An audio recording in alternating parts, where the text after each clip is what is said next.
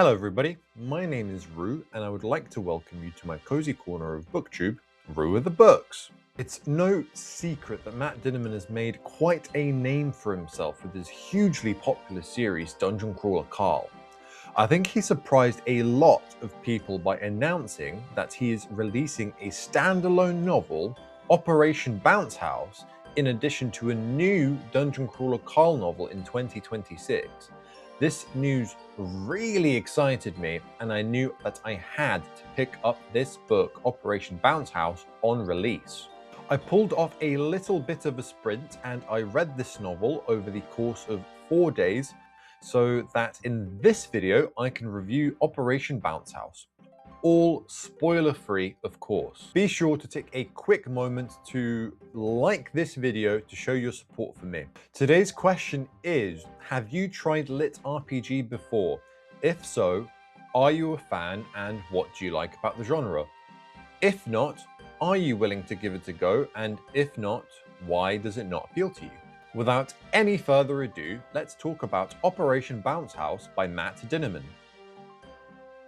So, Operation Bounce House is set on an Earth-like planet called New Sonora, which space travelers have spent a couple of generations traveling to aboard a powerful spaceship decked out with a powerful AI system. And kind of all of the supplies necessary to get people from A to B over the course of, well, a long time. The mission? The colonization of a new Earth-like planet. Skipping ahead a little bit, this story follows Oliver and his sister Lulu. They have inherited their father's and grandfather's ranch on New Sonora, in addition to a hive of robotic honeybees that are set to complete a set of automated tasks in the goal of farming and ranching. They have a queen bee called Roger, or Roger for short, who is kind of like the centralized brain and can send out various bees to do kind of all sorts of tasks in the goal of, harvesting, planting, pollinating, fertilizing plants, and all of that kind of thing. Oliver has some simple ambitions: to look after his ranch and harvest enough crops to feed himself, his family, his friends, and the rest of the population of his planet, and maybe play a concert with his band one day. But here's the kicker. His ambitions are sidelined when the corporations of Earth set up a project called Operation Bounce House, in which they essentially let gamers invade New Sonora with mechs of various classes such as Recon, Heavy, Sniper, under the guise of destroying and eliminating a terrorist threat on this planet. However, having described Oliver and his simple ambitions, we can see he is clearly not a terrorist.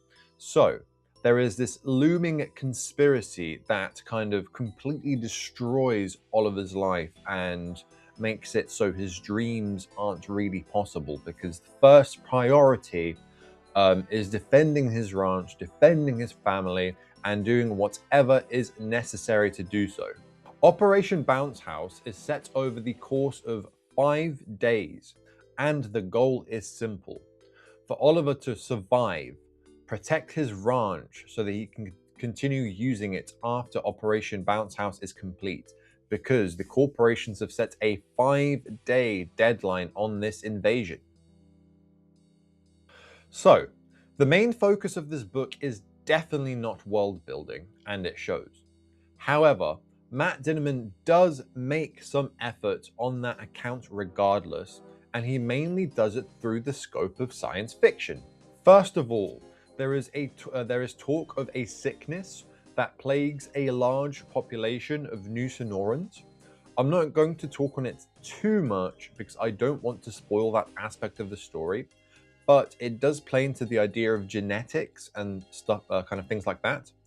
The sub-story about this, the sickness gives a lot of exposition about stuff that I didn't really care for, and it dominated a lot of the early parts of this book that led kind of onto it feeling like a little bit of a slog at the start. Civilization in this book is quite advanced. AI is in a more complete and kind of progressed stage in this book than we have in the real world at the moment. I already talked a little bit about Roger. Roger is an AI and a pretty awesome one at that. Part of the world building mentions the shockwaves that the rise of AI had on Earth civilization, how it dealt with it, and how it bounced back and stuff like that. I quite enjoyed the elements of this more so than the genetic sickness stuff, so that was cool. AI aside, technology has advanced to such a point that gamers are able to use haptic helmets for their gaming. It's a very advanced form of virtual reality. It's quite similar to something like what we have in Ready Player One, but it's something you put on your head rather than like a full-scale immersion rig. The corporations are essentially able to 3D print any mech that a person designs, and that does lead onto some quite cool confrontations in the latter half of the book.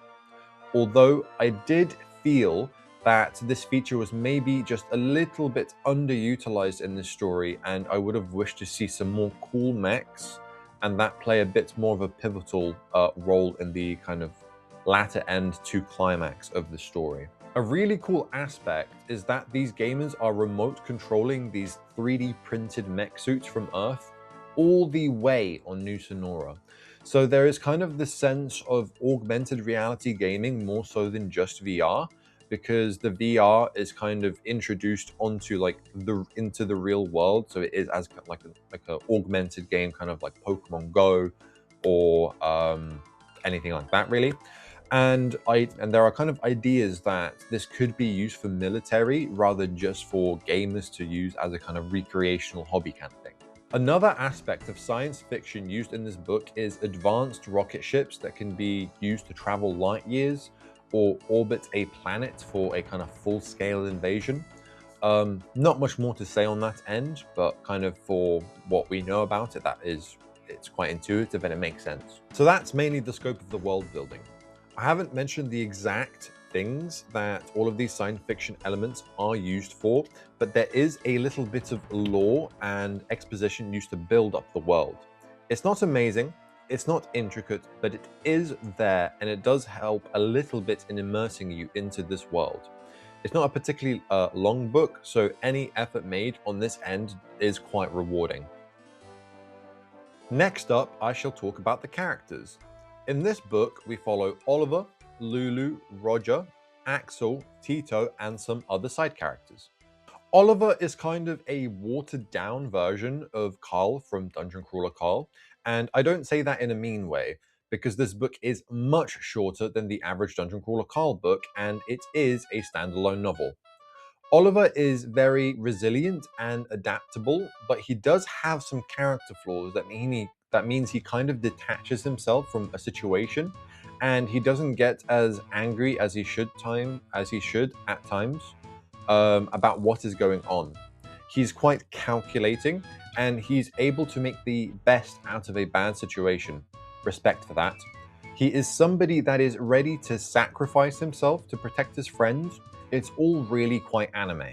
I wasn't really a big fan of Oliver as a main character up until maybe 60% of the way into the book, where he starts cooking up some absolutely diabolical plans. I think when his hand is forced and he can't see a way out of a situation is when he really starts to shine. He is a strategical mastermind, part action hero, part menace. He's petty, spiteful, and all of these things kind of make him quite a good main character, at least when all of the development and progression has come to its fruition and his hand is really forced to come up with these absolutely bananas, bonkers, crazy plans. Lulu doesn't see quite as much focus as Oliver in this book. She definitely has some moments here and there, I don't want to say otherwise, but I feel like she was a little bit underutilized. She's also somebody that is ready to sacrifice themselves for the greater good of everybody else. There is more I could speak on her, but I don't want to spoil more aspects of her character. Just know that she's there, she is Oliver's sister, and she is quite important in the overall kind of scope of this story. The other band members are kind of just there. They have some okay moments, but the most important aspects of their characters are to do with their backstories. And oh boy, do they have some tragic backstories. But they are just about as tragic as for everybody else on this planet. They didn't have anything kind of stand out about them. They were kind of just there for the most part, which is a bit of a shame because Matt Dinniman is really, really good usually with his character work. So I would have loved to see a bit more development for them as well, just to have them have more of a place in the story. Now, for one of my favorite characters in this story, that being Roger. It's a bit of a weird trend that when AI are dominant characters in a story and they aren't like a villainous force, or at least they stand to help our main characters, I really, really love them. For example, I really enjoyed Demeter's character in Of Monsters and Mainframes by Barbara Kingsolver as well. Roger is an AI and the hive queen of all of the autonomous AI honeybees. What I love is that through all of the stuff that Roger, Oliver, and Lulu have gone through together, Roger sees Oliver and Lulu as family, and you certainly don't mess with an AI's family in this book. One aspect of Roger that I really enjoyed, and it almost ties into Lit RPG in some way, is that Roger kind of acts as a resource management player or simulator. So for example, he's kind of playing a game of Travian, Stronghold Kingdoms, or Civilization 5, if you may. As Operation Bounce House progresses, he is fortifying the ranch to fend off attacks from the mech suit-wearing gamers, mines and explosives, turret walls, you name it. Whatever he can create on short notice to boost the human's chance of survival until the next day, he will do. With the way that Operation Bounce House works, attacks are staggered at similar times of day, kind of as waves. Imagine something like COD Zombies, where after a wave of zombies, you get to go and buy new weapons and ammo and that kind of thing. That allows a lot of development to happen to this ranch in between the waves of Operation Bounce House. Roger is very loyal, very intelligent. Roger is able to adapt to situations and outmaneuver his and his family's enemies. An absolute amazing addition to the team. There are some other characters in this book, and they are mainly there for tragedy, and to develop our main characters through their ties. There aren't really any side characters that I loved as much as I would do in most other books or series. I absolutely love the humor in the Dungeon Crawler Cult books, and it pains me to say that the humor in this book was an absolute letdown. Now, don't get me wrong, there are certainly attempts at humor in this book, but they feel dated and worn, like Matt Dinniman hasn't stepped out of the 2010s, when Xbox Live is a thing and we had stupid voice chat rooms on Call of Duty or Halo. There are lots of lame, crude your mum jokes.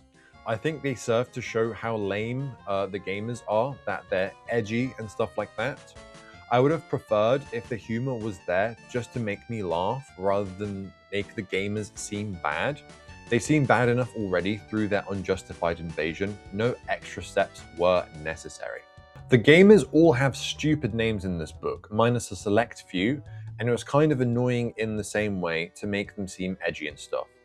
I think most of the things that Oliver or Roger said for humor were much funnier, but I didn't have that many laugh out loud moments in this book, and when I do pick up a funny book, I laugh a lot. I'm certainly not a tough crowd to please, and that kind of just goes to show that the humor in this book wasn't that great, and it certainly just was not for me. As already said, it kind of felt a little bit dated and worn.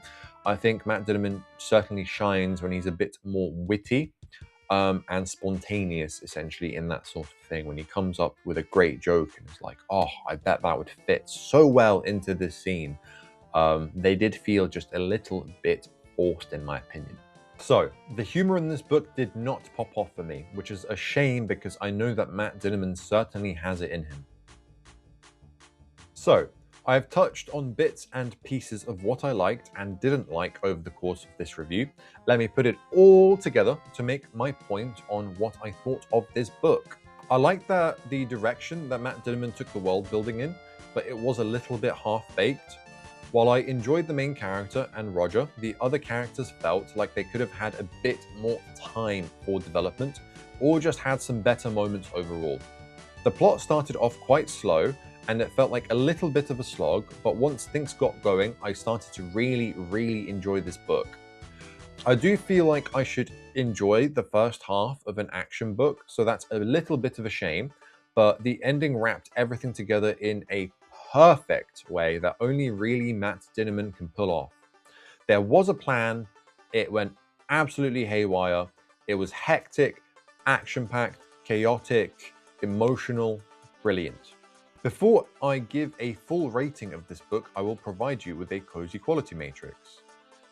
This book was kind of feel good, despite a lot of tragic things happening, just because that's the way that Matt Dinniman tends to write his stories. But I don't think it's particularly high quality. I've had a fair few criticisms about this book, and as I already mentioned a couple of times, the first half of the book was quite a big slog for me, and so it really kind of pulled my enjoyment down of what I think could have definitely been a good book, and it kind of the potential was kind of not realized, in my opinion. So with all of that being said, overall I rate this book 3.5 stars out of 5. Thank you so much for watching this video. I hope it was insightful as to what is good, what is bad about this book, and that it informed you whether it might be for you and if you should pick it up. It's a shame that I didn't love this book as much as I hoped it did. First of all, because the plot that I read, the summary, the blurb on Goodreads, sounded really interesting. So plot-wise, I knew that this book should be for me. And second of all, Matt Dinniman is one of my favorite authors, at least with his Dungeon Crawler Carl books. My average rating for the first 6 of those books is 4.6 stars, and that is absurdly high. Anyway, enough ranting from me. If you enjoyed this video, please press the like button, drop a comment about today's question, and subscribe to my channel for more booktube content. I reply to all of my comments, so I would love to have a discussion with you about Lit RPG. I have some social media down in the description below that you can go connect with me on if you wish to do so. I have a Goodreads, a Instagram, a TikTok, and a Storygraph. Anyway, that is all from me. Until next time, Root out.